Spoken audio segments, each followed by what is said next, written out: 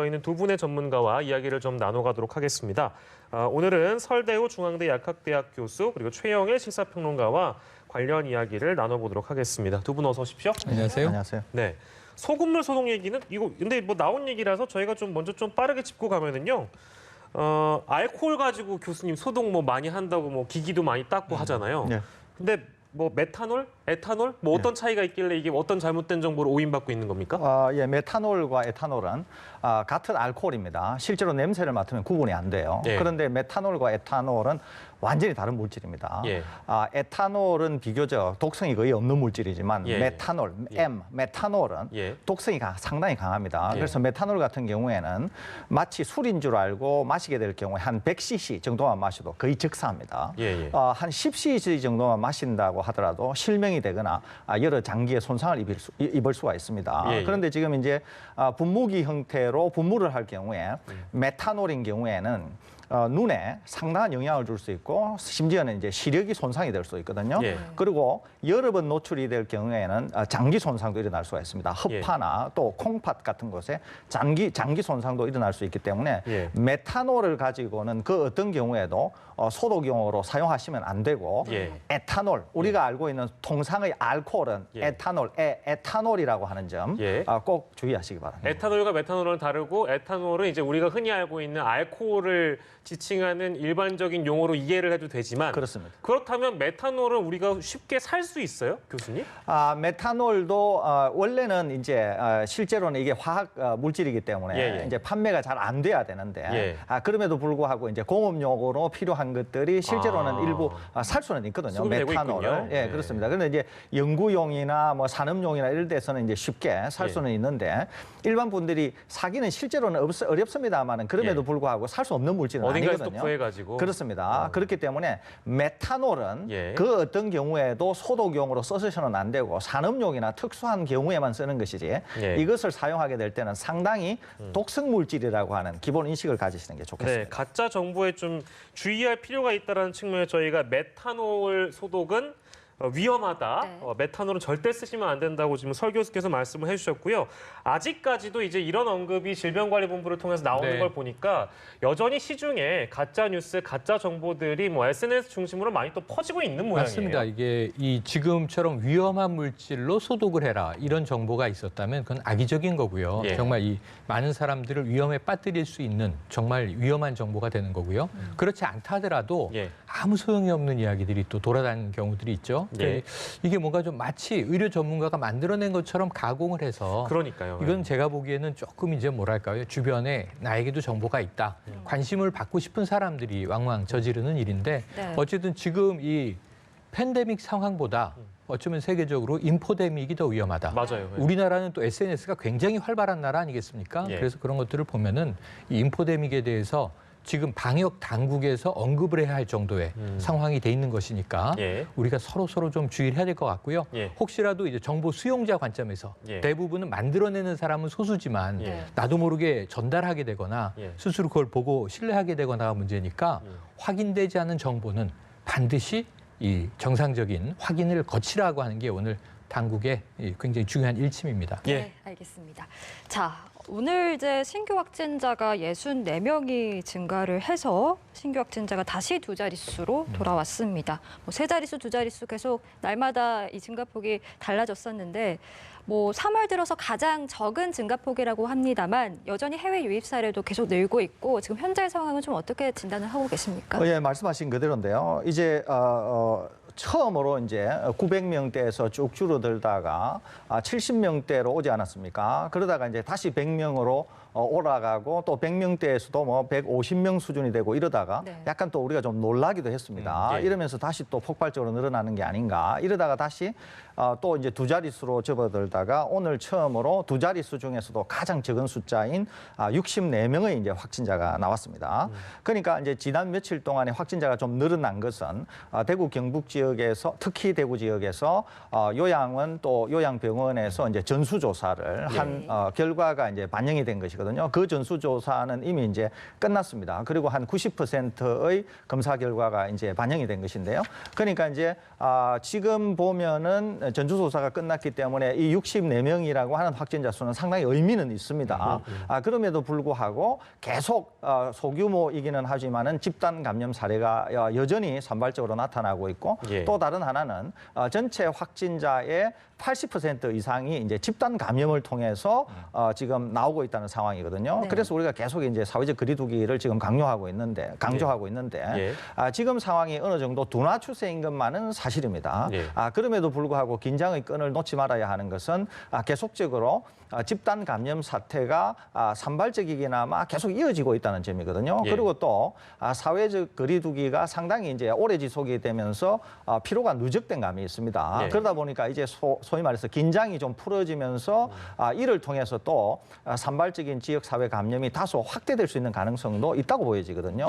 그래서 확실히 둔화 추세에 접어들어서 조금만 더 우리가 견디면은 안정화 추세로 갈 수 있는데 여기에서 우리가 너무 긴장의 끈을 놓치면 또 어려운 국면을 맞을 수 있으니까 지금 상황은 둔화 추세에서 어느 정도 머무르고 있는 그런 상황이다 이렇게 평가할 수 있습니다. 네, 너무 안심하기 이르다는 말씀이신 것 같고 저희도 사실 보도하면서 굉장히 좀 주의해야 되는 부분이 그래도 좀 완만해지지 않았느냐, 좀 안심해도 되지 않겠느냐라는 얘기를 하기가 참 어려운 게요. 이러다가 또 갑자기 뭐 하나 또 터지기 시작하면은 전방위적으로 이 집단 감염이 또 번지기도 하니까 조심해야 될 것 같습니다. 그럼에도 불구하고 주말이었습니다. 뭐 이제 일부 교회에서 현장 예배를 강행한 곳들이 적지 않아서 그게 좀 많이 걱정이 되다 보니까 이제 3,185개 교회는 여전히 방역 수칙을 좀 제대로 지키지 않아서 행정 지도를 받게 됐다. 맞습니다. 이 뉴스도 있었습니다. 그러니까 이제 전국적으로 그렇고요. 수도권 서울 지역에 많습니다. 그런데다가 이제 대형 교회뿐 아니고 중형 교회, 소형 교회도 있는데 중소형 교회까지는 행정 지도가 미치는데 또 한계가 있습니다. 대형 교회만 해도 이제 굉장히 적지가 않고요. 그리고 제가 놀란 것은 뭐냐면 교회를 중심으로 지금 이 사회적 거리두기에 참여해서 좀 온라인 예배를 드린다든가 혹은 이제 주일 예배를 좀 자제한다든가 하는 경우의 비율이 사실 한 절반밖에 안 되는 상황이에요. 이거 50% 내외는 지금 예배를 강행하고 있고 절반 정도는 이제 사회적 거리두기에 참여하고 있고 천주교는 미사를 4월 초까지 지금 아예 중단을 했고 조계존 이 불교도 법회를 이제 중단하고 있는 상황이라 지금 교회들이 일부 몇몇 문제라 또 지역 주민과의 마찰도 있습니다. 그럼 문제는 이게 우리 헌법의 종교의 자유 문제 때문에 강제로 예배를 폐쇄할 수는 없는 거예요. 그럼 이제 더 시끄러운 문제가 생길 수 있어요. 그래서 정부는 강력한 권고를 하고 있는데 지자체장 중심으로 특히 이제 서울시 박원순 시장과 경기도의 이제 이재명 도지사는 지금 행정명령을 내렸는데 가이드라인을 따라달라. 굳이 예배를 강행하겠다면 7개의 수칙을 지켜달라. 그게 이제 손세정제 비치해라. 마스크를 써라. 그리고 2m의 거리를 유지해달라. 반드시 방역과 소독을 해라. 예배 후에는 식사를 절대로 함께 나누지 마라. 이런 것들인데 문제는 이게 공공연히 지금 위배되고 있다는 거예요. 그럼 그렇다면은 서울시와 경기도는 적어도 이 수칙을 어겼으니 여기에 대해서는 행정 조치를 하겠다라고 하는 이제 입장을 밝히고 있고 여기 하나 더 추가된 게 있습니다. 이 지난 그 밤사이에 보면 이 여기에서 만약에 예배를 강행하다가 확진자가 나오는 경우 여기 이제 비용이 들어가죠. 공공 비용이 이제 세금이 들어가는데 방역 소독 비용이라든가 또는 이제 확진자에 대한 치료 비용이라든가 이런 문제들에 대해서는 구상권을 행사하겠다. 이런 얘기까지도 나와서 상당히 좀 강한 엄포인데 제일 좋은 건 자발적으로 따라주시는 거죠. 딱 2주만. 앞으로 4월 5일까지 2번의 일요일이 남아있는데요. 딱 2번만 따라주시면 어떨까 하는 권고를 방송을 통해서 드려봅니다. 특히 구속된 정광훈 목사가 담임 목사로 있는 사랑제일교회도 어제 현장 예배를 강행을 했는데 정세균 총리가 이제 사랑제일교회 등에 대해서 법적 조치가 뒤따라야 한다 이렇게 밝혔고 서울시도 집회 금지 명령을 내렸습니다. 박원순 서울시장의 목소리 직접 들어보시죠. 그런데 딱 한 군데 정광훈 목사가 심호하는 성북구의 사랑제일교회의 경우에는 2천여 명이 넘는 참석자들이 밀집 집회를 계속했을 뿐만 아니라 참석자 명단을 제대로 작성하지도 않았고 또 일부 신도는 마스크조차 쓰지 않은 것을 확인했습니다. 즉각 시정을 요구했지만 교회 측은 묵살했고 또 현장 점검을 나온 공무원들에게도 욕설과 폭언을 쏟아내기까지 했습니다. 도저히 용납할 수가 없습니다. 서울시는 단호하게 대처할 수밖에 없습니다. 서울시는 사랑제일교회가 방역 수칙을 무시하고 집단 감염의 위험이 크다고 판단해서 감염병 예방법과 서울시 및 정부의 지침에 따라서 집회 금지 행정명령을 발동했습니다. 네. 집회 금지 행정명령을 발동했다. 박원순 서울시장의 목소리 직접 듣고 왔는데 이렇게 되면 사랑제일교회의 경우 앞으로 집회를 열면 벌금까지 내야 되는 상황인 건가요? 감염병 예방 및 관리법에 따르면 이제 이 개정이 됐죠, 얼마 전에. 개정이 된 게 아직 시행은 안 되는데 사실은 상당히 벌금의 액수나 징역까지도 가능하게 이제 이 어떤 벌을 과하게 또 올리는 이제 이러한 중하게 올리는 조치를 취했는데요. 현재까지는 좀 약합니다. 300만 원 이하의 벌금이거든요. 예. 그러니까 행정명령을 어기는 경우에는 이제 벌금을 내게 되는데 저게 일요일마다 반복이 된다면 상당히 벌금은 추가될 수 있는 상황인데 예. 어쨌든 여기에 아까 말씀드렸다시피 충돌은 서울시도 손해고 이 사랑제일교회도 손해입니다. 네. 왜냐하면 여론이 나빠질 수밖에 없거든요. 네. 이 구로구에 있는 이제 대형 교회 하나도 지역 주민들이 이 현수막을 들고 나와서 침묵 시위하는 와중에 오프라인 예배를 강행했는데요. 네. 예. 그러니까 이게 좀 종교의 본질을 우리가 생각해 본다면 사회 공동체를 좀 선한 의지로 이끌 수 있는 곳이 예. 우리가 종교가 존중받고 존경받는 이유인데 이 지역 주민들이 위험을 느끼게 만들어서 충돌한다면 그게 어떤 사회적 이로움이 있겠는가 하는 예. 것을 조금 차분하게 생각해 보시면 저는 답을 그렇게 어렵게 생각할 필요 없다고 생각하거든요. 예. 사랑제일교회도 결국은 지역 주민들과 또 서울 시민과 함께 좀 화합할 수 있는 길을 찾아주시고 예. 다른 오프라인 예배를 강행하는 교회들도 예배의 목적은 무엇일까?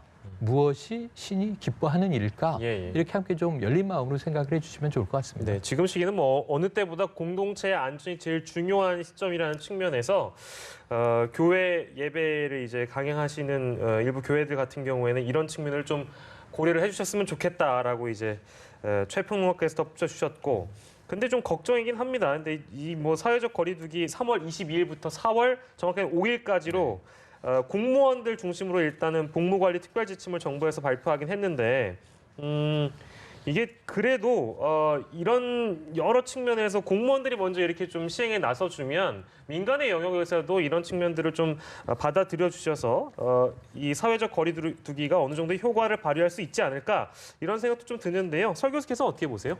예, 충분히 일리 있는 말씀이라고 봅니다. 그러니까 이제 정부가 먼저 이제 솔선수범을 보인다는 거죠. 예. 그러니까 그런 점에서 보면은 이제 충분히 또 민간을 설득할 수 있는 그런 것이 되기 때문에 예. 정부가 뭐 솔선수범한다는 측면에서 저는 뭐 상당히 긍정적으로 평가하고 싶습니다. 네. 예. 그리고 또 처벌에 대한 언급도 있더라고요. 만약에 이 특별지침을 준수하지 않아서 확진자가 나오면 부서장을 엄중 문책할 네네네네. 방침이라고 이 하더라고요. 공공에는 가능하죠. 공공은 가능한데 주로 저는 핵심적인 게 이런 겁니다. 지침은 명문화돼 있으니까 따르면 되는데 회의하지 말라, 서면으로 대체하거나 영상회의로 해라 예. 이런 거예요. 최대한 원격을 활용하는 겁니다. 대면을 피하도록 하는 건데 예를 들면 직장에서 일하다가 공무원의 경우에 100만 명에 가까운데요.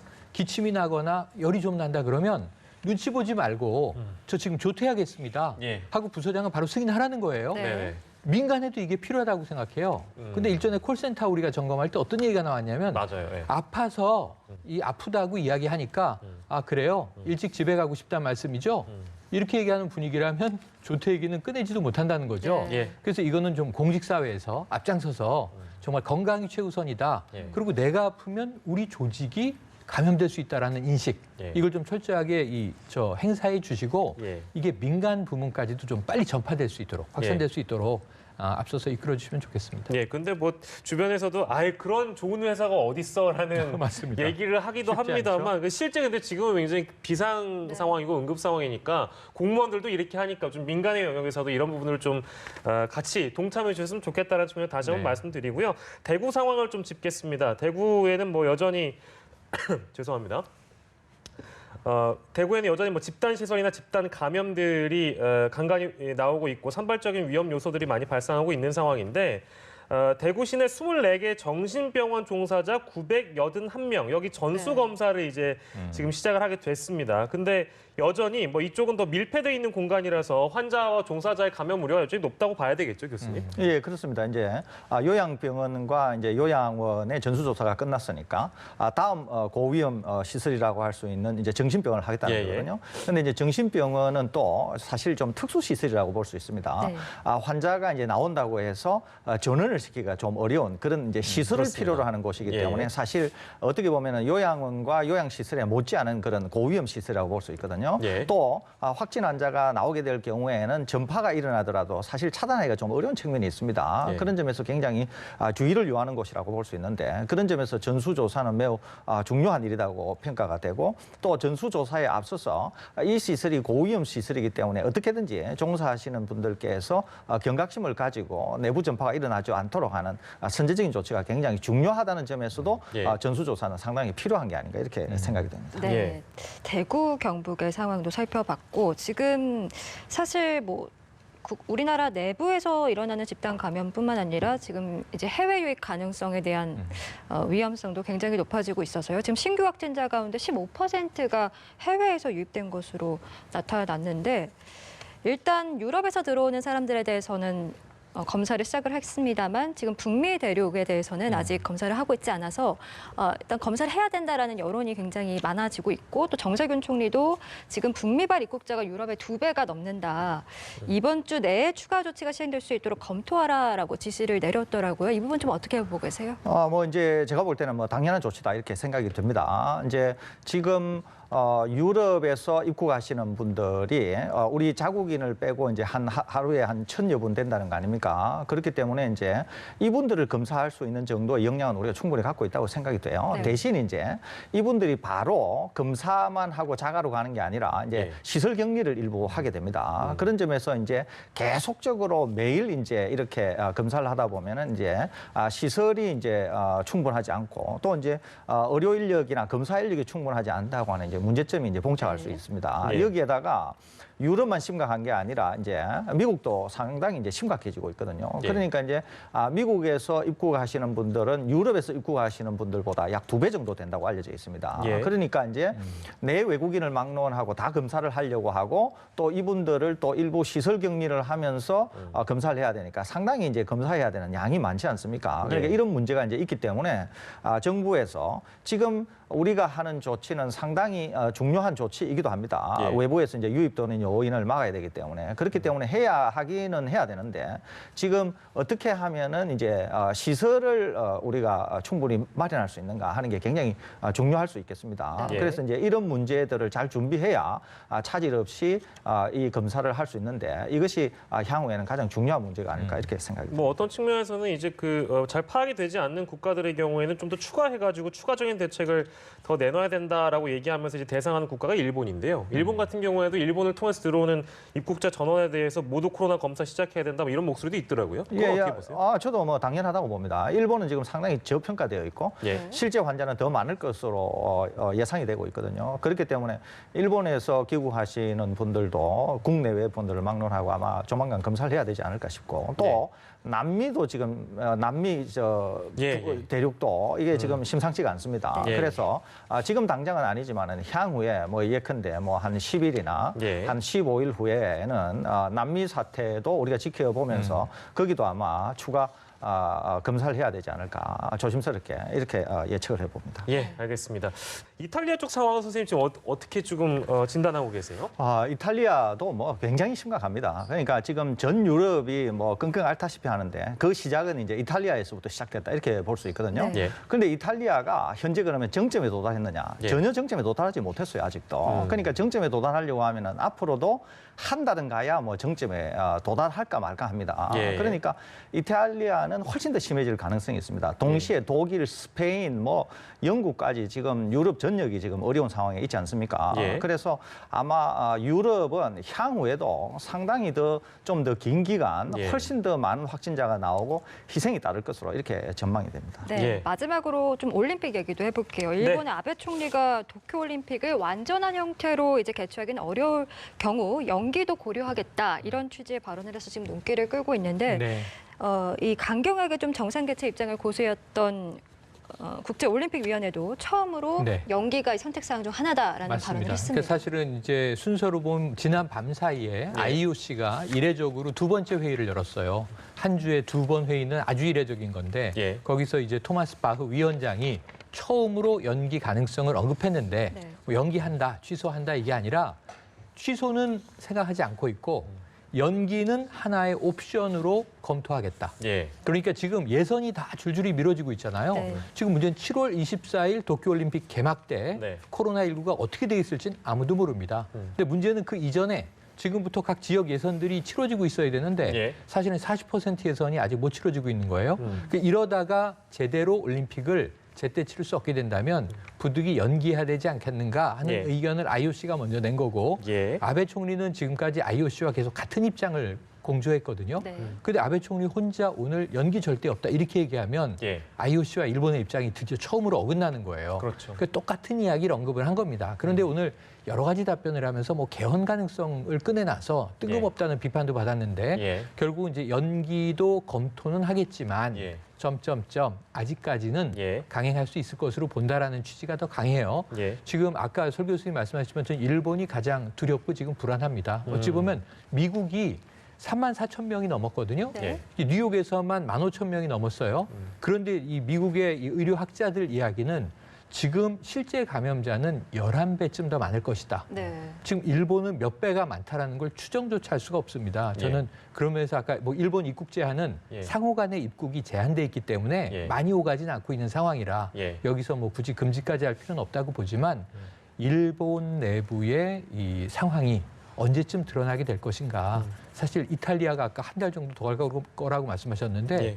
일본 안에는 지금 이 바이러스가 마치 폐쇄된 방 안에 가스가 차오르듯 하고 있는 상태라면 예. 이게 뚜껑이 열리면 어떻게 될지 상당히 좀 걱정이 되는 대목입니다. 그 도쿄 올림픽 관련해서 각 나라마다 좀 의견이 다른 것 같기도 하고 선수 파경과 관련해서 어떻게 할지 뭐 이제 각국의 의견이 나오고 있는 것 같은데 저도 오전 11시에 CNN 속보를 보니까 캐나다가 도쿄 올림픽 불참하겠다. 네. 많은 나라들이 지금 불참 의사를 밝히고 있거나 혹은 불참을 예고하고 있습니다. 예, 예. 그러니까 예를 들면 4월 후반까지는 지켜보겠지만 상황이 여의치 않으면 우리는 예. 불참한다인데 문제는 지금 일본 내부에서도 드디어 이게 도쿄올림픽을 연기하거나 취소해야 되는 것 아니냐 하는 예. 이야기들이 굉장히 좀 강한 여론으로 나오고 있고 또 예. 유력 인사들이 주장하고 있기 때문에 아베 총리도 조만간 입장을 조금 유연하게 선회하지 않겠는가 하는 예. 생각도 해봅니다. 그 얘기는 좀 지켜보도록 하고요. 저희는 오늘 이 시간 좀 마무리하도록 하겠습니다.